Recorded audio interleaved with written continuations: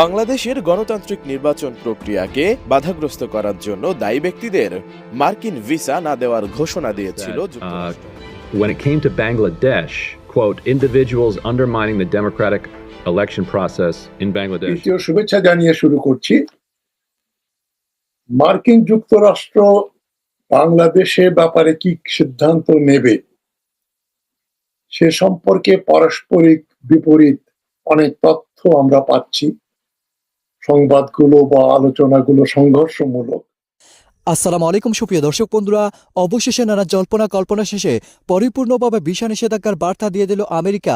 দর্শক বন্ধুরা, বাংলাদেশের এই নির্বাচনকে কেন্দ্র করে একের পর এক বিশ্বজুড়ে তুমুল আলোচনা এবং সমালোচনার পাহাড় জন্ম দিয়েছিল এবং সে সাথে এই নির্বাচনের নানা অনিয়মকে কেন্দ্র করে আমেরিকা এবং জাতিসংঘ একের পর এক বিবৃতি দিয়েছিল। দর্শক বন্ধুরা, এবার আপনাদের মাঝে এমন কিছু গুরুত্বপূর্ণ তথ্য তুলে ধরেছি, আপনারা সেই সকল তথ্যগুলো জানলে অবশ্যই বুঝতে পারবেন। তবে শেষ পর্যন্ত বাংলাদেশের উপর আমেরিকা যেই সকল নিষেধাজ্ঞাগুলো দিয়েছে এবং সেই সাথে কার কার উপর বাংলাদেশ ভিসা নিষেধাজ্ঞা দিয়েছে, আপনাদের মাঝে সেই সকল তথ্যগুলো তুলে ধরেছে। তো দর্শক বন্ধুরা, আপনারা পুরো ভিডিওটি দেখলে এই সকল বিষয়গুলো পরিপূর্ণ বুঝতে পারবেন। তো দর্শক বন্ধুরা, চলুন আমরা সেই সকল বিষয়গুলো পরিপূর্ণ জেনে নেই। অবশ্যই ধৈর্য সহকারে পুরো ভিডিওটি দেখবেন, তাহলে এই সকল বিষয়গুলো পরিপূর্ণ বুঝতে পারবেন। মার্কিন যুক্তরাষ্ট্র বাংলাদেশের ব্যাপারে কি সিদ্ধান্ত নেবে সে সম্পর্কে পারস্পরিক বিপরীত অনেক তথ্য আমরা পাচ্ছি। সংবাদগুলো বা আলোচনাগুলো সংঘর্ষমূলক। যেমন আমি এক সময় দৃঢ়ভাবে বিশ্বাস করতাম যে মার্কিন যুক্তরাষ্ট্র বাংলাদেশে স্যাংশন দিতেই যাচ্ছে, অর্থনৈতিক ও রাজনৈতিক স্যাংশন। কেননা আমি আমার মার্কিন যারা আমার সোর্স, তাদের দু একজনের সঙ্গে একটু সংশয় প্রকাশ করে বলেছিলাম, তোমরা যে গদাই লস্করি চালে যাচ্ছ তাতে তো মনে হয় হাসিনা আবার নির্বাচন করে ক্ষমতায় চলে আসবে। তখন তিন চার মাস আগেই আমাকে তারা আশ্বস্ত করেছিলেন যে এত কাঠখড় পুড়িয়ে এত ডেলিগেশন পাঠিয়ে মার্কিন যুক্তরাষ্ট্র হঠাৎ করে বাংলাদেশকে হাত গোটাবে না, অপেক্ষা করেন, ভালো সংবাদ আসবে। তো আমি ওটার সম্বন্ধে একটু সংশয়ী ছিলাম। পরে আবার একই সোর্স আমাকে পরে বলেছিল যে মার্কিন প্রতিরক্ষা বিভাগ এবং পররাষ্ট্র মন্ত্রণালয়ের মধ্যে একটু ভুল বোঝাবুঝি ছিল। তারা মোটামুটি সিদ্ধান্তে এসছে যে আপাতত কোনো স্যাংশন দেবে না রাজনৈতিক এবং বিরাট রকম অর্থনৈতিক, মানে গার্মেন্টের উপর স্যাংশন। কেননা এতে তারা মনে করে যে বাংলাদেশ পুরোপুরি চীনের বলয়ে চলে যাবে। এই ভয়টা তাদের মধ্যে ঢুকিয়েছে ভারতপন্থী কিছু লোকজন যারা মার্কিন যুক্তরাষ্ট্রে বড় বড় পদে চাকরি করেন, কংগ্রেসে আছেন, তারা সেনেটে আছেন, কংগ্রেসে আছেন, তারপর হোয়াইট হাউসে কাজ করেন, বিদেশি মন্ত্রণালয়ে কাজ করেন এবং মিনিস্ট্রি অফ ডিফেন্সেও কাজ করেন। এমনকি কমলা হ্যারিস তাদের ভাইস প্রেসিডেন্ট, তিনিও ভারতীয় বংশোদ্ভূত। সুতরাং ভারতীয় একটা লবি ওখানে কাজ করছে। এটা আমি বলেছিলাম এবং দেখা গেল কাকতালীয় ভাবে বা যেভাবেই হোক চন্দন নন্দীও ওই ধরনের লেখা লিখেছিলেন। এগুলো নিয়ে অনেক বিতর্ক হয়েছে, সেগুলো যাক। আমি এখনো সংশয়ী যে মার্কিন যুক্তরাষ্ট্র এখানে পুরোপুরি রাজনৈতিক স্যাংশন দেবে কিনা। তবে আমি আপনাদের যেটা বলতে যাচ্ছি যে মার্কিন যুক্তরাষ্ট্র অবশেষে ভিসা নিষেধাজ্ঞা তারা চালু করেছে অলরেডি। কিছু কিছু লোক, চিহ্নিত লোকজন অলরেডি মার্কিন ভিসার নিষেধাজ্ঞা পেয়েছে, স্যাংশন পেয়েছে তাদের।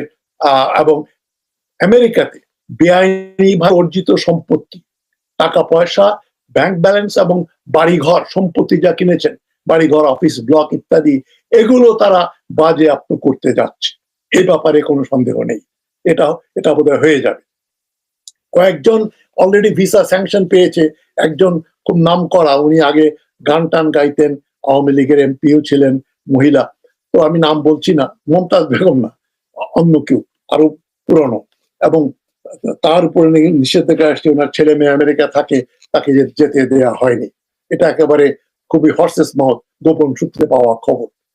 তবে আমি আপনাদের দৃষ্টি আকর্ষণ করছি যে শুধু মার্কিন যুক্তরাষ্ট্রে যে এটা হতে যাচ্ছে তাই না, ইউরোপিয়ান ইউনিয়ন এবং জাতিসংঘের এই যে হিউম্যান রাইটস কাউন্সিল, তারা কিন্তু কঠোরভাবে হাসিনা সরকারের উপর চাপ দিচ্ছে যে তোমরা এত লোককে জেলে রেখেছো, তোমাদের মানবাধিকার লঙ্ঘিত হচ্ছে, তোমরা এগুলো ঠিকঠাক না করলে কিন্তু জাতিসংঘ চুপচাপ বসে থাকবে না। তাদের তো অস্ত্র একটা আছেই, ওই বিদেশে বাংলাদেশি সেনাবাহিনী নিয়োগ, পিস মিশনে, শান্তি রক্ষায়, আর জাতিসংঘের কাছ থেকে অনেক সাহায্য, অনেক কিছুই আসে, রোহিঙ্গা থেকে শুরু করে সবকিছুতেই জাতিসংঘের দরকার। আর মার্কিন যুক্তরাষ্ট্র, জাতিসংঘ, তারপরেই আসছে পশ্চিম ইউরোপ, ইউরোপিয়ান ইউনিয়ন। আমি আপনাদের দুটো খবরের দিকে দৃষ্টি আকর্ষণ করছি। ইউরোপিয়ান ইউনিয়নের একটা খবর, এটা প্রথমে বেরিয়েছিল প্রথম আলোতে 23শে জানুয়ারি, পরে 27শে জানুয়ারি মানব জমিনে এটা আবার ছাপায়। সেটা হচ্ছে, মোদ্দা কথা হচ্ছে, ইউরোপিয়ান ইউনিয়নের বাণিজ্য নিয়ম কানুনের পরিপালন না হলে নিষেধাজ্ঞা ও জরিমানা হতে পারে। ঢাকায় ইউরোপীয় ইউনিয়নের কর্মকর্তারা একথা বলেছেন। মানবাধিকার ও পরিবেশ সুরক্ষায় বাংলাদেশকে নিয়ম কানুন যথাযথভাবে পালন করতে হবে। নিয়ম না মানলে নিষেধাজ্ঞা ও জরিমানার মাধ্যমে সংশ্লিষ্ট প্রতিষ্ঠানগুলোর সঙ্গে সম্পর্ক ত্যাগের জন্য ব্র্যান্ডগুলোকে বাধ্য করা হবে। এটা খুবই গুরুত্বপূর্ণ। শুধু যে বাংলাদেশি যারা গার্মেন্ট এক্সপোর্টার তাদের উপর নিষেধাজ্ঞা আসবে তাই না, তারা ইউরোপিয়ান ইউনিয়নে যে তাদের পোশাক পাঠান, যারা ওই ব্র্যান্ডগুলো ক্রয় করে, বাংলাদেশ থেকে আমদানি করে। নির্বাচনের আগে নানামুখী চাপে পড়ে বাংলাদেশ। এর মধ্যে সবচেয়ে বড় চাপ সৃষ্টি হয় মার্কিন ভিসা নীতি নিয়ে। ভোটকে কেন্দ্র করে এ ভিসা নিষেধাজ্ঞার ঘোষণা দিয়েছিল যুক্তরাষ্ট্র। এদিকে কদিন পরেই অনুষ্ঠিত হবে পাকিস্তানের জাতীয় নির্বাচন। এই নির্বাচন নিয়ে যুক্তরাষ্ট্রের চিন্তা কি? বাংলাদেশের মতো একই ভিসা নীতি অনুসরণ করা হবে কি পাকিস্তানে? জানাচ্ছেন এসআই রাজ। বাংলাদেশের গণতান্ত্রিক নির্বাচন প্রক্রিয়াকে বাধাগ্রস্ত করার জন্য দায়ী ব্যক্তিদের মার্কিন ভিসা না দেওয়ার ঘোষণা দিয়েছিল যুক্তরাষ্ট্র।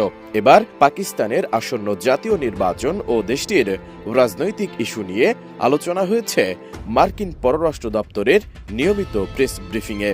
এ সময় উঠে আসে বাংলাদেশ প্রসঙ্গও।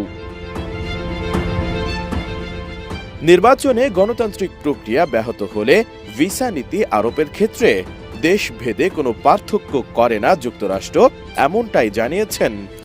তো দর্শক বন্ধুরা, আপনারা হয়তো এই পুরো ভিডিওটি দেখে এবং এই সকল কথাবার্তাগুলো শুনে অবশ্যই বুঝতে পেরেছেন, অবশেষে নানা জল্পনা কল্পনা শেষে বাংলাদেশের এই নির্বাচনের নানা অনিয়মকে কেন্দ্র করে এবার মার্কিন ভিসা নিষেধাজ্ঞা চলে আসলো। আর সেই ভিসা নিষেধাজ্ঞার কারণে বাংলাদেশে যে সকল প্রভাবগুলো পড়তে যাচ্ছে তা ইতিমধ্যে স্পষ্ট হয়ে উঠেছে। তো দর্শক বন্ধুরা, আপনারা এই পুরো ভিডিওটি দেখে এবং এই সকল তথ্যগুলো জেনে আপনারা কি বুঝতে পেরেছেন?